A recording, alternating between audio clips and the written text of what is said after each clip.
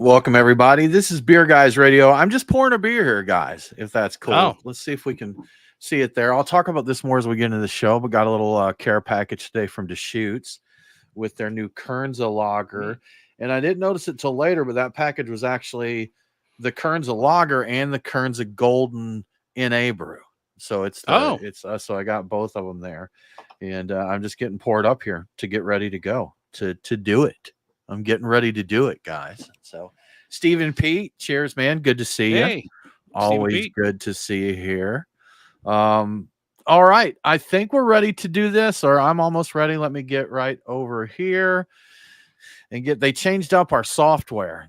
Were you guys, I think I heard about you talking about it when I came in. Did they have you dark moded when you logged in today? Yes, I dark Yeah. moded when I logged in. Yeah. So Easier on the eyes. I'm going to throw Nate all the way under the bus. He changed it because it gave him the option to, and I fully support it. But Oh, we're all logged in under the same account. So when we are. he changed it for all three of us. Are you guys still in dark mode right now? Oh, yeah. Yeah. Yes. When you go back in, you won't be. I'll just tell you that. I 'cause knew you would changed do that. I Oh. yeah. So I changed it for me, which I guess is going to affect everybody there. But all right, All right. guys, enjoy the darkness. Here we go.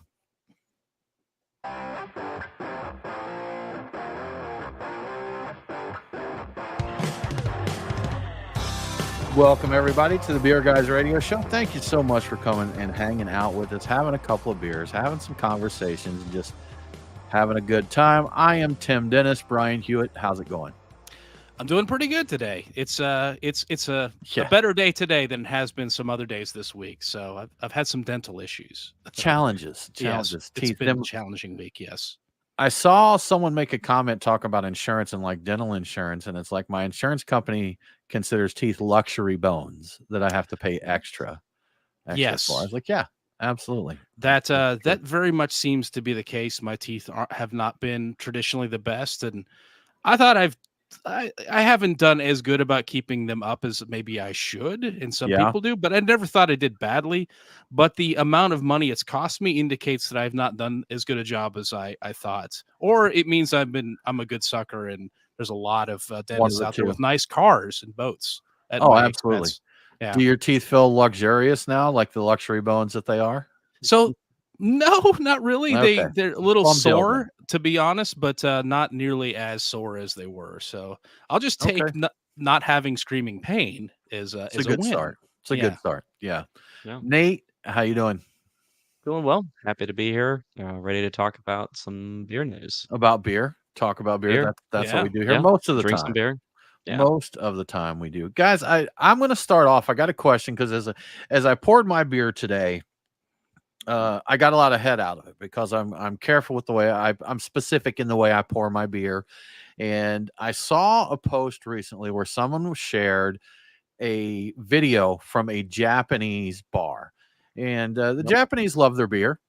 They get pretty pomp and circumstance with it, but they poured the beer a few different ways. And in the first video that I saw, they had a long faucet on the tap, and they put it way down in the glass and tilted the glass and used the utmost care to make sure there was not an ounce of foam on the top of that glass. And they did the boss pour on there. They took it right to the top, and he's got a little bucket of water. He dips it in to get any off, and a little knife to scrape the top there. So you've got a very full black glass of beer with zero head. Then he did another one where he put the spigot back down in there, the faucet back down in there, and went about 3/4 of the way, and then lightly pulled the faucet to generate foam and capped that with foam. And then he did another beer where he poured it a little harder and foamed up in that. But what's your preference? Nate, we'll start with you, man. How do you like your beer poured, or what do you consider the right way to pour a beer? So I don't like the boss pour, but I also don't like it where like the Milko pour where it's mostly foam and it like slowly settles out. I'm not as big of a fan of that. I like somewhere in the middle. Okay. I like a good healthy layer of head on top of my beer. Because I if there's no foam, I feel like a lot of that gas is trapped in the liquid, and then I'm going to be bloated, and I'm Yeah. not going to have as pleasant of an drinking experience. I would agree with that. Brian, what are your thoughts there? I want a boss pour, but I want 2 glasses to go with it so I can pour half into the other glass and then have 2 beers. So you want all the liquid you can get, but Exactly. No, yeah, okay. I prefer a good amount of head on it, and if I get one, and there's places they mean well because there are people out there that get angry if they see They the do. heads like that's not beer. I'm like, well, Yeah. it is sort of yes, but so I'll get places where you get the shaker pints full up to the top. There's 0 head on it. And they've taken all the care in the world to make sure that they get you that ice cold pint with no head on it. And I'll drink a good amount off it, and I'll grab a utensil and I'll give it a stir and it aggravate it and get some head on the top because there's a lot of aroma and flavor compounds. Aroma drives flavor, and there's a lot of that in the head. And I want that. That's what I want. Like when you don't do that, it's trapped in the beer, and you wind up all your belches will smell wonderful like hops, but you really won't taste those. That's not where you want to taste them. You don't want to taste them coming back up. You Oh, the want to taste them return trip? going Yeah, down. Yes. So right. I prefer a good amount, perhaps slightly excessive, but the Milko pour is only for when I really want to do the whole silly thing of drinking a bunch of foam. But yeah, a lot of foam for me. Yeah, that's you and I went to this little, I think it was kind of half Irish, half English, I guess, UK inspired pub. And they poured the beer like the boss pour pint glass. And surprising actually coming from a British pub that they poured it that way. But it tasted lifeless. There was nothing to it, no character. It didn't taste right on your palate. And Nate, like you said, if you pour it like that, all the carbonation that's in that beer is in the beer. And when you put it in your stomach, it's going to expand there. You're going to get all gassed up, like you said, burping in that. And you were talking about taking a utensil and giving it a stir, Brian. You could even do something as simple as just dunking a straw down in there and giving it some nucleation points, and it's gonna fizz up. But it definitely tastes better if you break some of that carbonation out of suspension in the liquid. But I guess not everybody thinks that. So if you're a person that likes to go out and likes to see your pint glass filled to the top, just think about you're missing out on some of the sensory experience of the beer there, because they most definitely try it next time. If you go out and you get a full pour and you're thrilled because your pint glass is filled to the brim, drink a little bit, give it a stir, and bring some head out in there, or get you another glass and do a little pour over to get that, and then give it another sip. I think you'll see that it's different. It is different with that head on there. I will frequently, when I'm drinking a beer that doesn't have a lot of head, I will agitate it as I'm Give it a little drinking, give it the swirl. swirl, and that continues to develop the aroma. You know, make it taste like the first sip. As much as possible the Tastes whole like way the through. first sip. Yeah, exactly. Good stuff. Well, speaking of beers and pouring beers and all that, let's get into our beers of the week. Nate, what the heck are you drinking this week? So I'm drinking a beer that Brian actually was a little jealous that I had. Yeah. He decided to DM me on Discord about it, but from Halfway Crooks, right here in Atlanta, I'm drinking their Whole Cone Active Low, which is an unfiltered German Pilsner. I managed to make it out to the brewery a couple of weeks ago with Party Nate, and we snagged a 4-pack of this on the way out the door. It's really delightful. A little lower on the carbonation, but being in package, talking about our little foam talk, but just a really wonderful drinking experience. They do a couple of those whole cone beers. I know they have a Oktoberfest Marzen, I believe it is, Mhm. or that they do whole cone, and people can't wait for that to come out each year. I'll It's have to get down there, fabulous. It's try and get some fabulous. of that for sure. Brian, what are you sipping on? So, because of the aforementioned dental issues, I have been on some interesting pills, and I don't want to. I'm trying not to ruin my liver too quickly, or Right. kidneys or whatever gets ruined. So I've got a little theme going on. I started off with a non-alcoholic ginger ale highball, which was a 5-ounce can of Fever Tree ginger ale, 2 ounces of lemon juice, and a couple dashes, actually 3 or 4 dashes of orange bitters, and acceptable. It felt cocktail adjacent. Probably not my preferred profile, but I happen to have these ingredients here and I wanted something, so I went with that. I am currently drinking a Deschutes non-alcoholic black beet porter, which is quite nice, and I have a can of Guinness Zero, and it's a little older, and I'm hoping it's still good. So I may be getting into that next, or I might just open another NA black beet porter. Either way, not sure which. There's How only about you? one way to find out if that Guinness is good, Brian. Yeah, I may do that test over the sink in the kitchen, but it's chilled, so we'll see. We'll see how it Okay. goes. All Yeah. right. Cool. Well, for my beer this week, I have one. I got a little care package from Deschutes today, and they have launched a Kernza lager and a Kernza in a golden brew.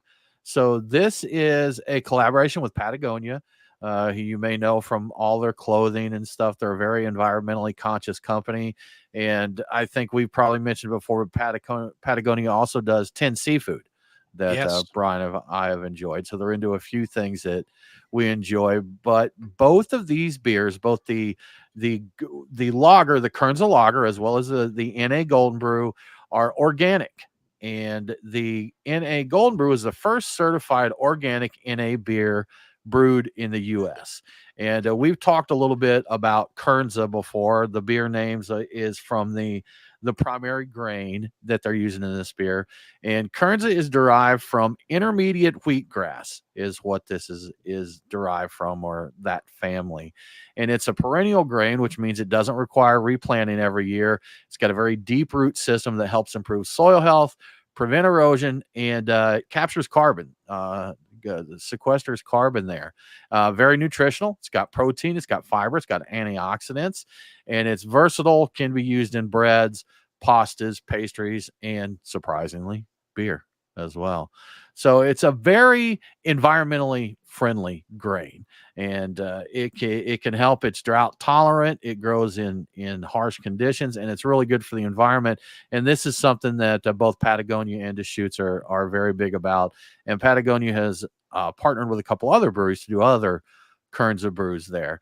But in addition to the Kernza, this also has regenerative organic certified rye, organic hops, and organic two-row barley. So it's got a lot of good stuff, and they're good for the environment, organic. And they said they're really, this is a mission. They want to encourage other breweries to be more conscious of the environment that we're working with, so it sticks around and we can keep growing grains for beer and all of that. And this is going to be widely distributed. So if you get Deschutes in your area, then you should see this available in your area. If you don't get Deschutes, as I mentioned, there are some other breweries that Patagonia has partnered with to do the Kernza beers. And I think Talia Beer Company, as well as Dogfish Head, I think was another one. And the brewery whose name I always mispronounce, Trogs, Trogs, that I does think. that. Yeah. Trogs that does it as well. So anyhow, this is what I'm getting into it right now. And my first experience, this is tasty, but I can tell that there's a grain in here that isn't mainly barley. There's a little bit of a brightness to it that I wouldn't expect. I don't want to go as far as saying tartness. I almost said tartness, but I wouldn't really say tart. But it's a very crisp, very clean beer. You can tell that there is something in here that's a little non-traditional. There's rye in there, so you get a little spice from rye. But it's tasty. It's an interesting beer, and I'm drinking the lager right now, and we'll try the NA at some point. I should have chilled both of them to kind of see how they were next to each other, but I do want to share with you guys when we meet up again. So I try not to drink through all of them there too much. But that is Kernza, and that's my beer for the week. I wonder if that would be suited to like a Goza or something, if it's already got a little brightness to it, like a little added touch to like a Berliner or a Goza that could benefit from a little extra interesting character, in that direction. I could see that. I could see it definitely working in that style, that it would have the base to where that may work with it pretty well. We'll have to see if we can get somebody to do that then. See if we can get them to check it out for sure. Yeah. Anybody's listening, give it a shot and we'll try it out. Good stuff. Well, Brian, another thing, big event coming up. Did you see, Brian, that the Black Tuesday release is coming soon? I did see that. Yeah, that's the their 15th anniversary thing, right? Yeah, $150 to get into that thing. Did you see that? It's the pretty event significant. It did look like they had quite a bit going with it, though. On a 15th anniversary, I'm sure they're going to do it up right. That's we used to get Black Tuesday about every release, and it kind of got me nostalgic for the old days of craft beer, where a beer like Black Tuesday, they did an online release for the people that weren't local, and you'd get on there and the servers would be maxed out. Maybe you'd get some, maybe you wouldn't. It was always pretty exciting to see if we could score a few bottles of that one. Yeah, I'm looking at the beer menu, and I didn't count, but it looks like it's 20 or 30 different pours, and they've got some barrel pours going on too. A Grand Reserve. Remember I think the Rutherfords? Was that the hybrid like wine Black Tuesday thing that we had that I had the Mhm. bottle of? Was that Yeah. it? I didn't remember the name, but I know the one you're talking about there. They're, Yeah. Like they're a that's Cabernet. a trip. It's definitely not very Black Tuesday. It's something else, but they're pouring that as well. I'd consider drinking that again just because it was so out there. But yeah, it looks like a heck of a deal. I'd love to go to that thing. Was that the one you're talking about? Was that the one that was like the beer wine hybrid, but it was aged in Black Tuesday barrels or something like that? Because Mhm. I know I saw Black Tuesday on there and I expected more Black Tuesday and less wine, but it was the other way around. Yeah, I think maybe it's called. I'm looking. It's like maybe it's Thomas Rutherford. I think that's what it was. So the Rutherfords might be a different animal, but yeah, Black Tuesday co-fermented with Cabernet Sauvignon and Cabernet Franc grapes from Napa Valley and packaged in a Bordeaux glass. Okay, I think that might have been the one that we had. So it sounds like it was heavily used in grapes, but maybe I've got the wrong one. So Okay. Yeah, the yeah, one we had was very whiny for sure. but not bad. But not I'd bad. I think consider I just drinking went that into again. it with my palate expecting something different there. But Black Tuesday is a great beer. Boozy, 19%, Sure. 20%. It gets up there really good. Mhm. But well, Brian, NFL season has started, and again, I know that always gets you nice and excited. But I think the important thing is we have some opening weekend stats from the NFL season opener, beer stats. Yes, we do some beer stats, and we love our beer stats. According to data from Beer Board, which is a firm that collects data, draft beer reclaimed its volume that it lost in last year's NFL opening weekend, which is to say that draft beer sales were up 8% this year. The same weekend last year, they were down 8.3%, so they made up for that. During the first Monday Night Football broadcast of the season, draft beer volume increased 2.5% compared with the first Monday Night Football of 2023. The lead draft beer brand nationwide was Michelob Ultra, which increased its volume about 13% year over year. And in the second spot was Miller Lite, which was up just a little over 0.5%. And in the third spot was Modelo Especial with a bullet up about 53% from last year. Wow, Yeah, so that grew 53%. huge. Wow.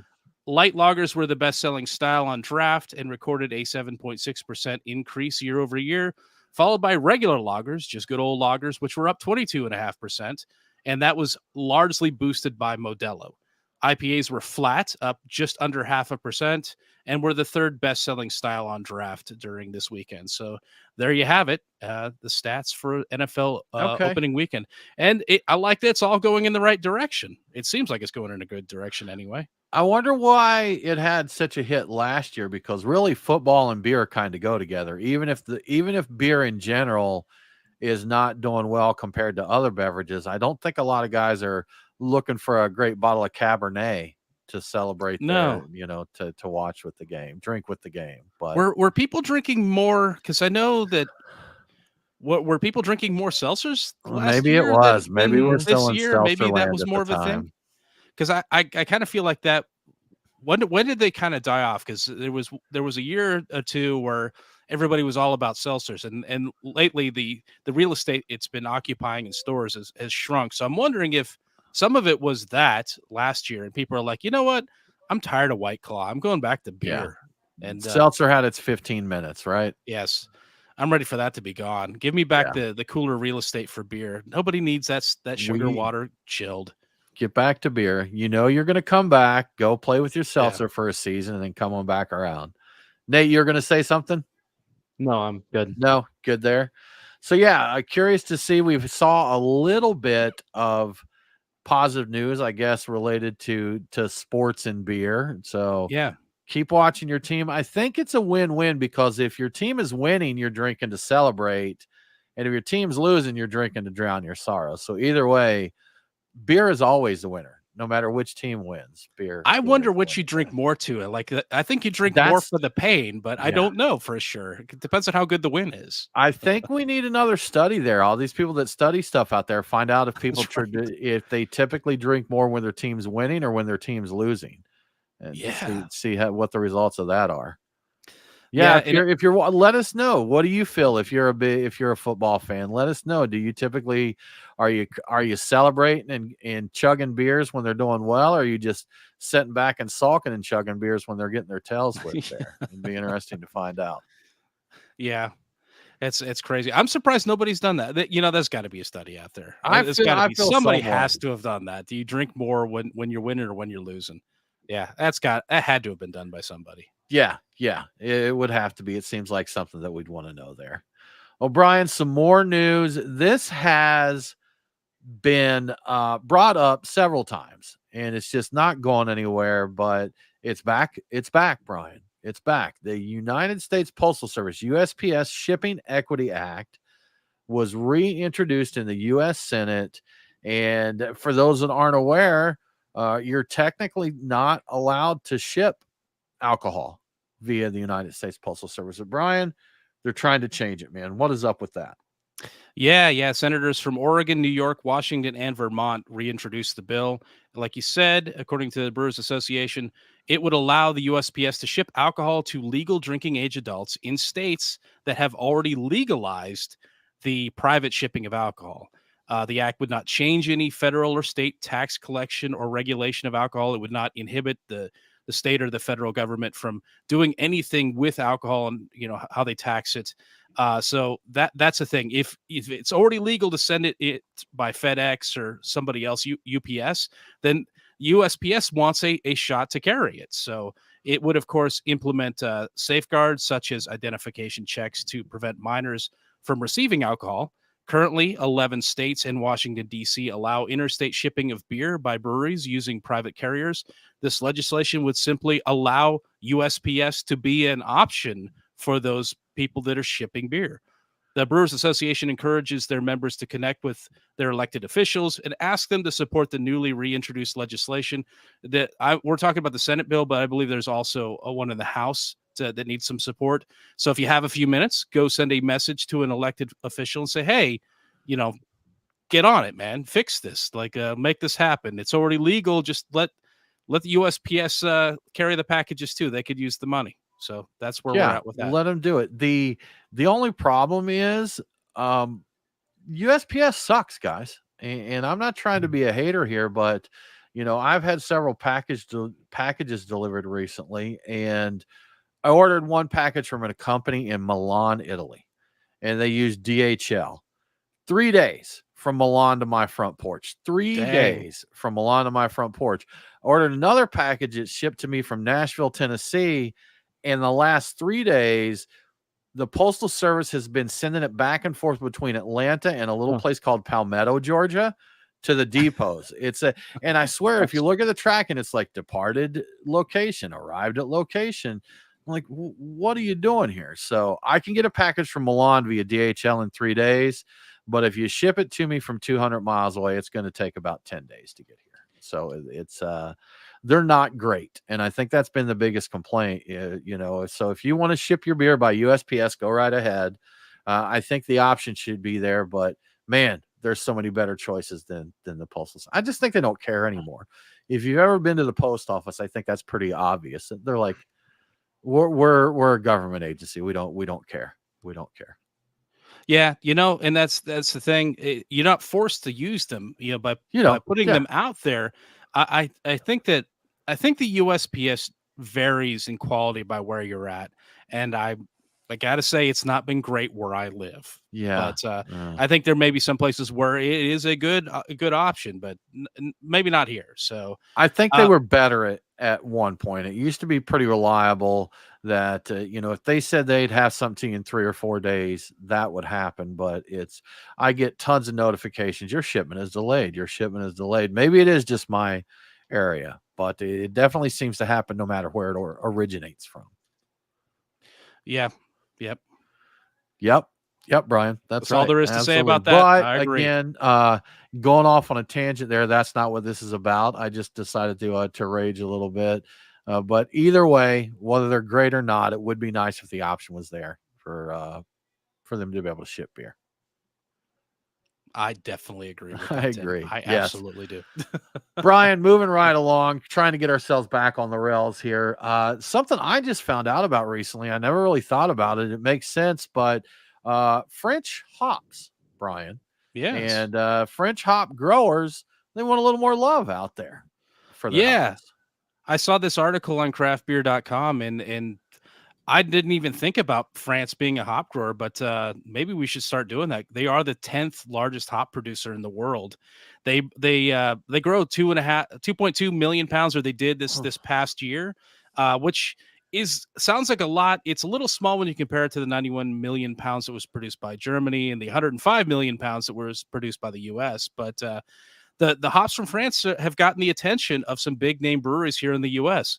Oscar Blues, Russian River, and New Belgium. They all brew beers with French hops. Specifically, Fat Tire features Barbe Rouge hops. I think that's how you say it. And Okay. Pilsners from Oscar Blues and Russian River. I believe that's Mama's Little Yellow Pills and STS Lager from Russian River. They use Aramis hops, which I think I've heard of.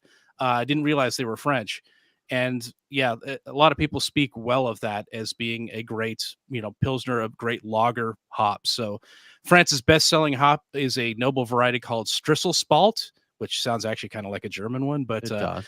it's described as having a distinctive mild herbal character with relatively low bitterness and is well suited to Pilsners. So one of the challenges French hops has faced is their aroma is not typically one of their big selling points. That makes them a little less desirable if you're trying to brew IPAs, and everybody's trying to brew IPAs these days. So they answered that issue with a new hop, and that answer is Elixir. It's a big citrusy hop that was introduced in 2016. And additionally, some regions in France are growing Cascade and Chinook hops, and reportedly the Cascade hops are virtually indistinguishable from the ones you would get from the U.S. So they're they're producing hops, and apparently they're of good quality. The problem is it's a lot of competition for hops out there, so people don't realize that that's an option. Even in France, they order, and they definitely love our Citra, and they don't have anything quite like that. So we're always going to have that until they can figure out how to grow that there. But yeah, they're just. I think this article it was written by a French national trying to get the word out. It's like, hey, we've got hops. You should try our hops. Come over here. I wonder if their hops, their Cascade and Chinook, being indistinguishable from U.S. grown hops, I wonder if that's a net positive or net negative for them, because recently the terroir of certain hops has come into play. More people are looking at it more. So I wonder if they had conditions there that did provide something unique. People have said these are Michigan grown Chinook or whatever, and that they have a particular note. But I guess if the soil doesn't give them anything unique to latch onto, and they're like, oh well, these are just like these US hops. But I wonder if that might help them out if they did have, hey, we've got Chinook in this. I guess you still want to fit that profile without Yes. detouring too much off of that. I think the point of them growing Chinook and Cascade was more to like, hey, we can grow these here. We have the climate for it. We have the terroir, as you said. We have French brewers that are buying them from the U.S. We can grow it here and sell it to them. So I think that's the idea for that. So they're working on that angle, but that Strisselspalt and the Aramis hops, apparently they're pretty unique, and the people that brew with them really like them. And I think there's no other hop will quite do what it does. So they do have that going for them. And that's why it's currently being used by a few big name breweries. So it sounds like I've probably had some of these French hop beers and just not thought about it, that I just didn't know at the time. Like, what's it, Little Yellow Pills? You mentioned uses Little Yellow Pills. I know I've had that beer before, so I guess I've had it and just hadn't thought about it. But it definitely seems like New Zealand hops. You'll see a lot of beers that say with New Zealand hops, like they make it a point to if there's anything unique about a beer, then a lot of times they do make it a point to mention that hey, these are New Zealand hops, these are whatever hops. But I haven't seen anybody really making a big deal. Maybe I just haven't noticed it about French hops. Yeah, I had no idea. Fat Tire, New Belgium's Fat Tire Okay. uses that Yeah. Barbe Rouge, and it's still. I went and checked the website because they reformulated it recently. Because I'm like, I don't know if this is still accurate information. No, it's still there. It's still Okay. it one of their. It's not the only hop, but it's one of the hops, and I forget the exact what it contributes to that. But I yeah, need it's to in reach Fat out Tire, to man. crazy. I need to reach out to Stan Hieronymus and get some input from him on French hops. See what he has to say about the industry there and what's going on. Because if there's anyone that we know that will know a heck of a lot more about it intimately, it's definitely going to be him.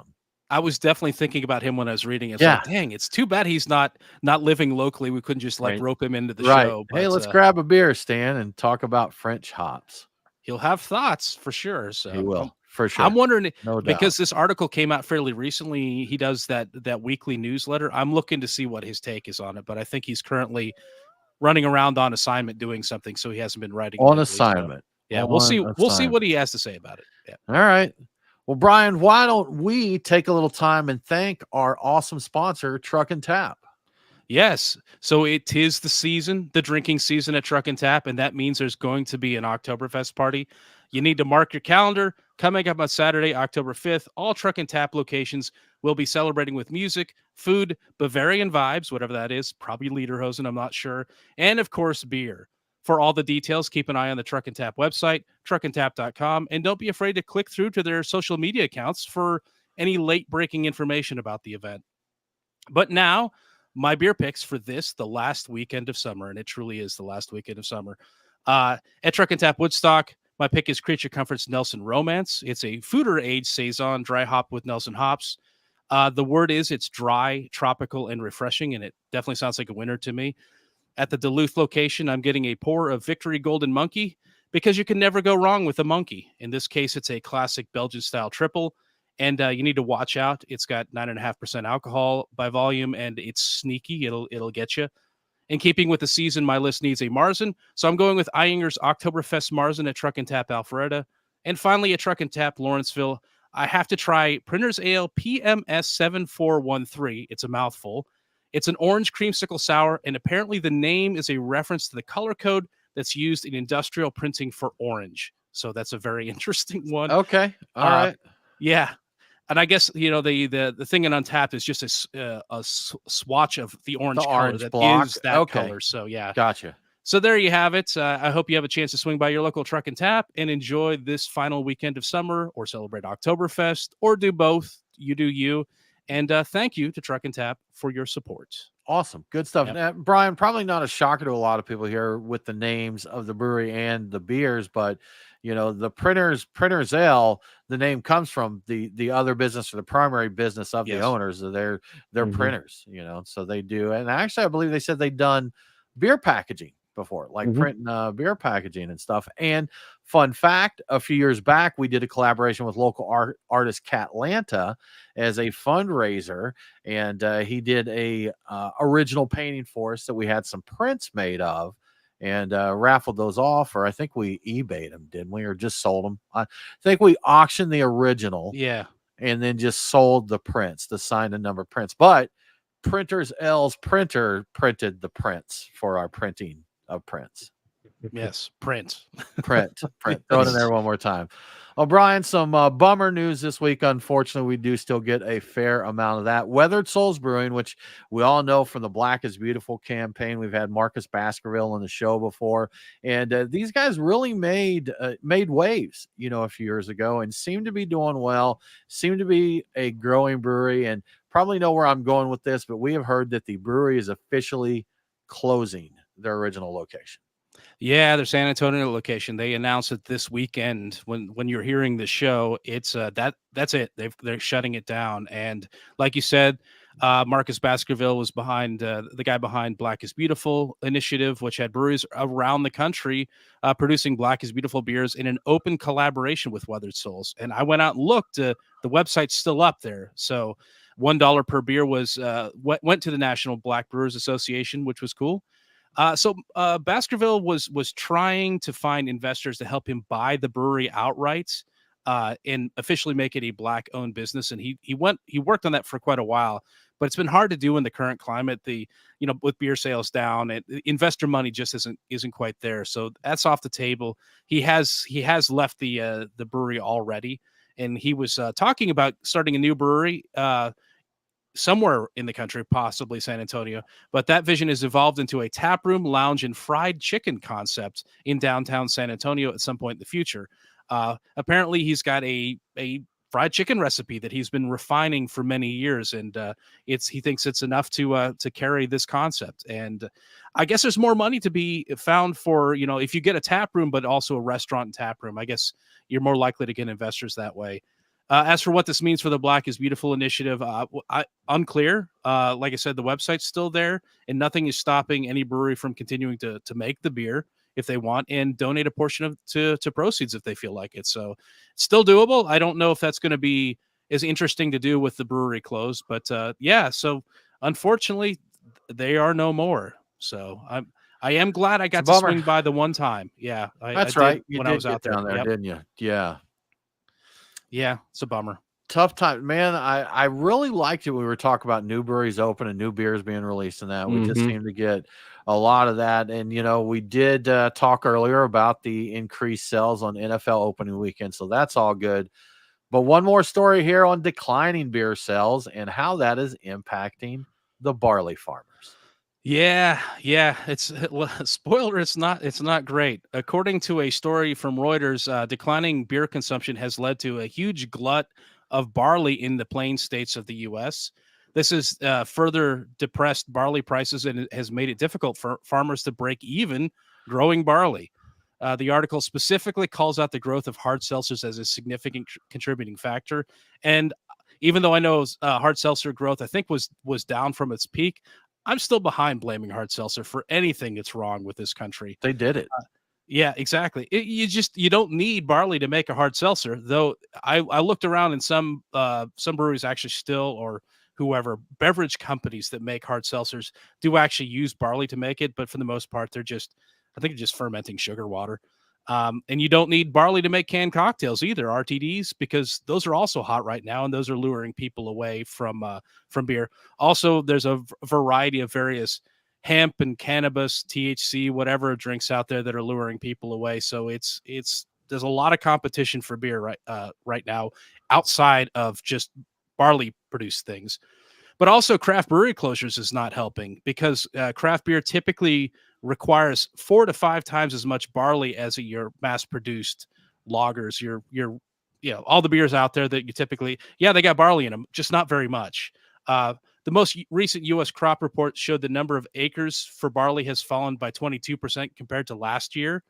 And supplies of barley in storage on farms are up 51% from last year. And it's the highest since 2010, which is, you could see that's kind of right before things really started taking off again for craft beer. Barley is still selling. It's selling for less than, or $2 less per bushel compared with last year. So it's $5 versus $7. And I guess the moral of the story is either drink a beer, save a farmer, or maybe skip the seltzer, save a farmer. One of those two. So it's rough, because I think most of the barley, most of the crop that the U.S. produces of barley is consumed internally, so it's not like shipped out. So a lot of it's just consumed via beer. So this is rough. I have heard before talking about, I've lost my train of thought here. There was a point that I was going to try to make, or at least ramble here, but talking about farming barley and making beer. Brian, I'm back on track here. You talked about the additional barley needed for a craft beer. I mean, if you've got a 4% lager and you're up to a 6%, I'm sure this isn't exact math, but you're talking 50% more grain there. And you jump up into an 8% or a 12% beer, then you're doubling, tripling what's needed. Yeah. And again, we need another study as beer is declining. I mean, we see these stats on what's selling the best, but what kind of beer are people continuing to drink? We keep seeing this about Modelo, about how much market share it's taken. We know it's a lower ABV, and I don't even know, do they brew that? Is that brewed in the U.S. or is that? You know what? I'm not sure. I'm not sure either. I'm not I sure either. I know there was a whole thing with northern Mexico where they were, but I don't think that was Modelo that they were angry about. I think it was stuff being brewed by other companies that were non-Mexican products, and they were Okay, angry about all the water usage that was being gotcha. taken away from Mexico to brew the beers Okay, that were then sent to the U.S. So possibly, maybe it's being brewed there. I don't know, but okay. And Nate, I'm not sure if you know this or not. I know you were in the business, but like Brian was talking about some seltzers using barley and some not. Does that change how they're classified, like for taxes or anything? Because I know that like they're FMBs, flavored malt Mhm. beverages, if it uses a barley base as opposed to a sugar water. And I'm not sure what category that would put them in or what difference that makes. Like, are there I feel like I was talking to a brewer one time that said one of the reasons he did the malt base was because of the way the class that it ended Hmm. up in or something, but I'm not sure. I You don't never know worked. that? Okay. Yeah, unfortunately, I never worked on that side of the business to know the answer to that question. Okay. I'm curious. I wonder if that has anything to do with it. I also kind of wonder. They said they put out this blanket statement saying that craft beer typically requires 4 to 5 times as much malt to produce a beer as like your macro lager. Well, Right. craft has gotten into producing lagers as well, so they are scaling That's back true. their Yeah. Mhm. consumption. Yeah. So Yeah. I don't think that necessarily applies. I don't know how much what ABV your active low is, but Nate, I'm sure that that's nowhere near as much barley used as is the and I don't want to say I'm a hero, but all the triple and double IPAs I drink, I do it to save the farmers, guys. But It's only 4.9%, so not as nearly as much barley required I as your guarantee you triple it's more IPAs. than like your Bud Miller or Coors, probably. You know what? And those guys use corn too, so Mhm. they're mixing some of that in. Um, that maybe they need to stop using so much corn. Maybe that's the solution right there. But More barley, all malt. yeah, so I don't think that applies to everything, but if you think about craft beer typically the 6 to 7% range, then and you're comparing it to like your 4%, half corn lager, then yeah, it makes sense that they would be that much. But with us all loving loggers the way we are these days, that's a bit rough. So we got to go back to making barley wines and big beastly stouts and triple IPAs. We got to do it to save the farmer, folks. We gotta get knuckle down and do it. That's what we We got to are do. heading into that season though, talking Yes. about Mhm. the fall and winter months and bringing out those big holiday ales and that. So I know it doesn't necessarily impact what people are brewing right now because a lot of those beers are brewed and aged for a while, but we're going to clear some of the inventory out so that they do need to brew more of those big beers. And so we'll do our part here over the next few months. Yes, Yes. absolutely. More Yeah. quads too. Yeah. Don't want to forget the quads. They're Right. important. It's crazy, Brian. You just mentioned it's the last weekend of summer, and as much as they told us summer is over, you're right. Well, I hadn't really thought about it, but we're right on it, man. It is time for autumn and fall, and I'm not a big fan. I like the beers. I need to figure out a thermostat for like the environment. If I could do that, because we had some days this week here where we were in the 50s, lower Oh, 50s, which is crispy in the mornings there. And I think we had a day or two where we didn't even get over 80 degrees. And it wasn't that long ago we were pounding 100, upper 90s at least. So it's not a fan. For those that aren't aware, I'm not a fan of cold weather. the 50s are for beer sellers, not for the outdoors. Come on, That's people. right. Let's That's let's let's right. get with it. 70s Yeah, and 80s, that's outdoors. Keep exactly.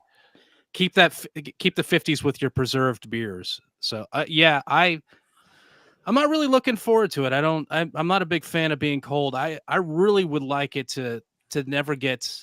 I think I would like it to go from high 60s to mid 80s throughout the year, Sure. and like during the winter, it could be on the 60s side, and then during summer, it could be 85. And I think that would be about ideal for me. I guess this place exists. It's probably called San Diego or something like that. But San Diego is yeah, nice. Yeah. yeah. I don't like the oppressive heat. We had some pretty hot days this year, but I don't loathe it the way I do cold temperatures. Like it's hot and I'm like, wow, it's really hot. This is unpleasant. It's really hot. You can get a cold beer, you can do this and that. And I know people talk about they love, oh, I get my big sweatshirt out, I bundle up, I do this. And talking about the backyard fire pits and all that stuff. I know there's lunatics out there that love all of that stuff. So yeah, Yeah, see, that's me. That's me. hey, You do you like the you cold? Do you Oh, enjoy that? absolutely. I am Okay, all for the okay, cold. yeah, So, yeah, no, give me the colder weather. I like Brian's range, just drop it from 60 to 50 and I'm, right there for that. But even the okay. colder stuff, like I can break out my bigger jackets and be way more excited about it. But hey, Tim, there is a saving grace in all this. Later this week, we're recording midweek, but later in the week, it will be around 90 degrees back Okay. here in Georgia. Yeah, So, I'll take it. We always get that, what do they call it? False fall and then second mhm, summer there a little yeah, bit. So Indian summer, we're that good. is one thing to count on in the South, is that you do get a little bit of that. I've had years ago when I was a kid living in Mississippi, we had Christmas in the mid 70s before, like shorts and Yeah. t-shirt weather on Christmas Day, which even then I'm like, you know what? All right, I like the warm weather, but this is weird. This is weird. Yeah, I've I I've think that I think there needs to be at least a dip there. I want to see. I wouldn't mind to be a snow on like Christmas Day and maybe the day before and the day after, and like it can be in the 30s at that point, and Yeah, we'll do that yeah. one time, and let's just get back to where we belong. Give me the white Christmas and then move on out of here. Yeah. Follow Santa on the back of his sleigh as Christmas heads out, and we'll be good to go. lived in That's Georgia perfect. for just about 25 years, and I do recall there being several Christmases where it's been 70 degrees on Christmas Yeah, Day. yeah, And yeah, you're wearing that's it. shorts and playing football in the dead grass front yard. Right. Now, see, I remember growing up in the Midwest though, and I don't think I didn't hate it then. I think I was too you're a kid, you don't know. You just think that's the way it is. You don't know anything different. But you also had building snow forts and having snowball fights and going sledding and all this stuff that I love, because I'd bundle up, I'd put my puffy jacket on, I'd put my toboggan on. Mhm. We had those moon boots that all the kids had back in those days. And then to be sure, your mom would put a couple of bread sacks over the moon boots Oh, just to yeah. make sure that you were protected from the water, from melting snow, and she'd send you out, man.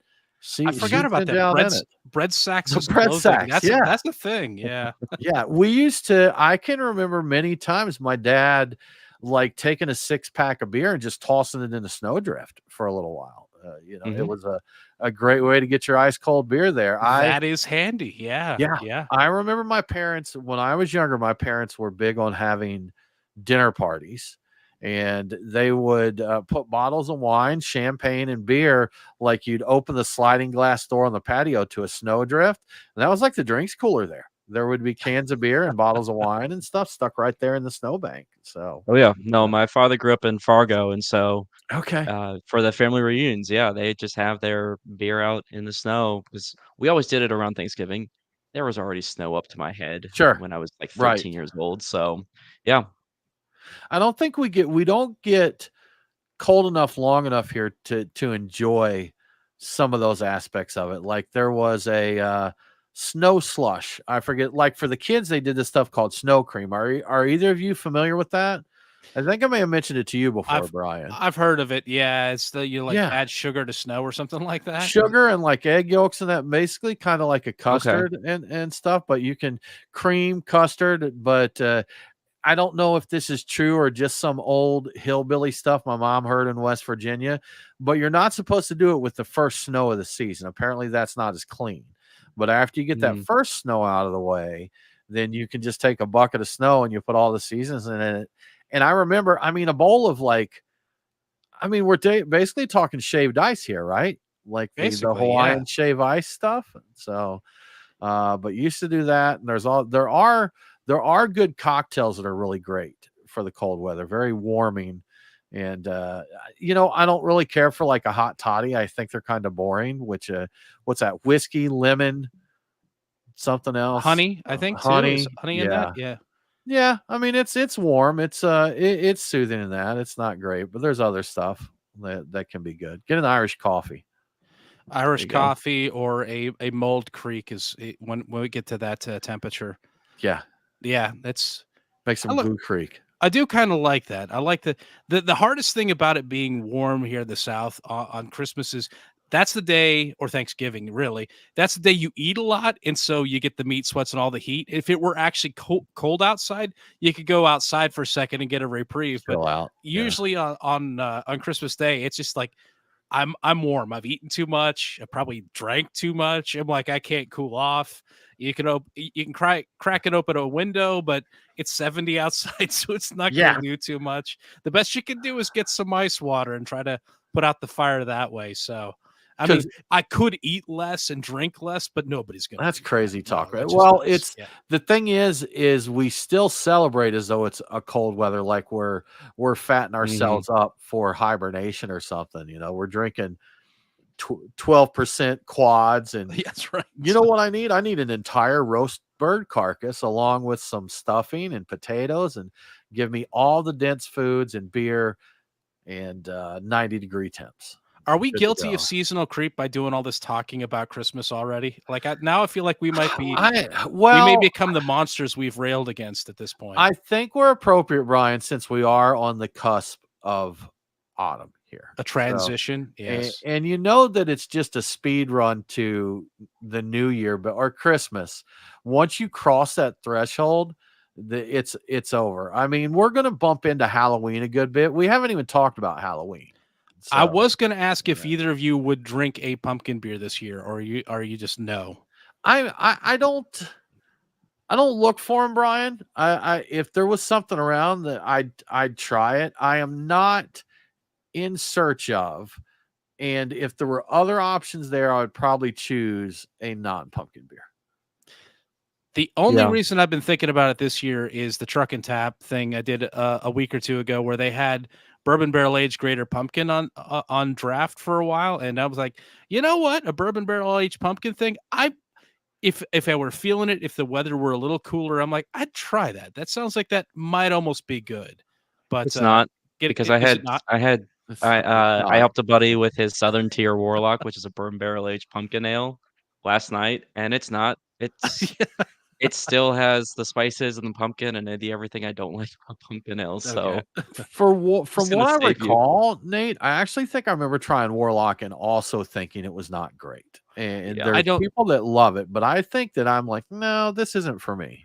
Their shining star with that, when I was into it, and I was very into it, like 2012 probably, Pumpkin. That's every other variant I've ever had from them, aside from that, I never liked as much. And I think Warlock was definitely like disappointing when I had it before. Yeah, I want to say that I have had a bourbon barrel aged or some kind of barrel aged pumpkin beer back when I used to drink them, and I was fairly impressed by it. But again, this is probably back in the infamous pumpkin bottle share of 2013 that destroyed all of my desire for pumpkin beers going forward. Well, I was actually just thinking, Brian, that you mentioned that. I'm like, I don't feel as opposed to them this year as I have been in years past, because there were several years there where I'm like, absolutely not. Yeah. Just absolutely not. No, like we'd go and visit a brewer, and if they did a pumpkin beer, they're like, hey, I want you guys to try. I'm like, oh God, no. I'm like, I don't want to tell a brewer no. I want to try it if they're proud of something. But there were years there, but I don't think I have that level of disdain for them anymore. I'm still not to the point where I want to seek any of them out necessarily, but I'd try them. I'm all about pumpkin bread, like pumpkin related pastries. And Brian, I think you and I I'd introduced you to, or we discovered crumble cookies. Oh, the yeah. brand Crumble. Yeah. And when I saw the pumpkin spice stuff, because everywhere is advertising that it's pumpkin spice latte season at Starbucks. That's like a holiday for some people. But I saw this, I'm like, I guarantee Crumble is doing. And sure enough, I went and looked, and they do have a pumpkin spice cake that they're doing. And of course I am supportive of that for sure. Well, Tim, I think that the reason why you're not as appalled by pumpkin beers anymore is it took a decade to heal from that bottle share, but a decade has gone by, and the pain, it's scarred over to the point where like, I'm not as hurt as much. When I see it, I don't break down and cry, that sort of thing. Time heals all wounds, Brian. Especially pumpkin related wounds. All wounds. Absolutely. Well, y'all, I believe that is about time. We thank you so much for hanging out with us. We always appreciate it. And I would like to remind you, if you dig what we're doing, please do. If you're not already subscribed to the podcast, if you're just checking us out, go on your favorite app and subscribe. Share us with a friend. It's easy to do from your podcasting app, or just tell them, threaten them if you have to. We're fine with that, to listen to the show. If you really dig what we're doing, we would love it if you would support us on Patreon. Go to patreon.com/beerguys. We'll get you in our Discord chat. We'll send you some cool swag and stuff. And you can come hang with us for the after party after the show each week. But with that said, y'all, we hope that you all have a good week. Enjoy the fall. And don't forget to drink local. Cheers.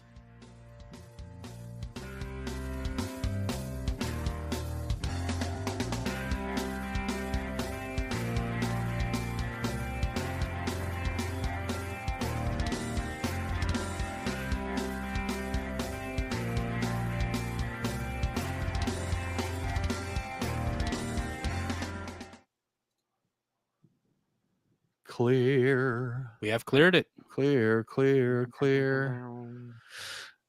Good stuff, y'all. I tell you what, yeah, going into fall, that is just plumb straight crazy talk right there, man. Yeah, it's wild. Oh well. But you know what? The weather's changing now. I'm like, I believe it. There have been some years where it's still been 90 or 100, and it's like, now it's technically fall. I'm like, I don't believe you. It's nuts. Technically fall. Whatever. Well, y'all, we are going to wrap up the live stream here. Have a good week. If you are a Patreon supporter, we're going to put the link in Discord to come hang out with us. And I guess we won't see y'all next week, because we're recording our Oktoberfest show this weekend, which will come out the next weekend. Yes. So I guess we'll see you back here in 2 weeks for our Wednesday live stream. But have a good one. If you have any Oktoberfest beer recommendations, let us know, because we're putting the list together now. But have a good one, y'all. We'll see you soon.